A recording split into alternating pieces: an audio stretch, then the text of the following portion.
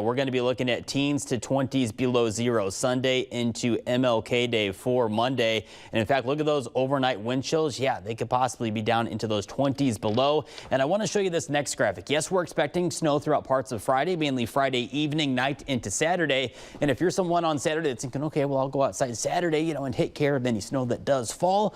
Well, you're going to be fighting that wind chill out there. It's going to feel like the teens along the state line north into southwestern Michigan, feeling more like the single digits south of the US 20 bypass. Now we advance this forward here and you'll notice that the cold air, the Arctic air that is going to invade Michiana as we head on into Sunday. Nothing historical, but we haven't seen really wind chills like this since right before Christmas of 2022. And as we take a look at these wind chill values throughout Sunday morning, we're going to be looking at around 20 to 25 below zero. We're actually going to end up making Sunday a first alert weather day later on this evening, and we're likely going to extend those first alert weather days to cover that cold into early next week. Let's talk about our system headed our way. Our first really true winter storm here of the winter season is going to begin to track its way into Michiana, and we're going to be looking at more of this northern track here. And what this means is initially on Friday, we're going to be looking at more rain than snow for Michiana.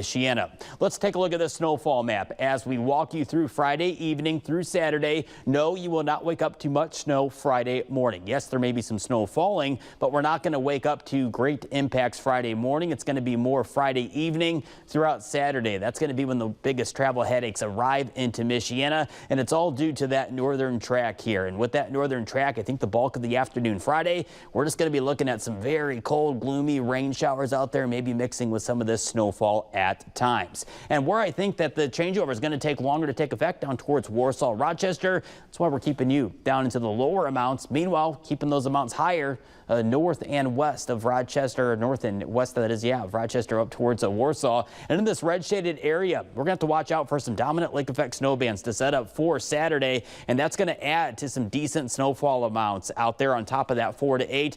This is the most likely area, especially Berrien County and parts of western Cass County, that we could be looking at a foot or more of snow possible with that system. So just briefly walking you through this timeline here. Again, lesser impacts expected through the first half of Friday. And then as we head on into Friday evening, Friday night, as that air temperature goes below freezing, and that's when we're going to be looking at those road impacts becoming greater here as we head towards Friday night right on into Saturday. Want to show you our first alert 10-day, and going beyond this 10-day here, or at least the Friday, Saturday, that is, of those first alert weather days, we're going to be looking at some Arctic air coming into play to kickstart next week. We're looking at some single-digit highs and sub-zero lows.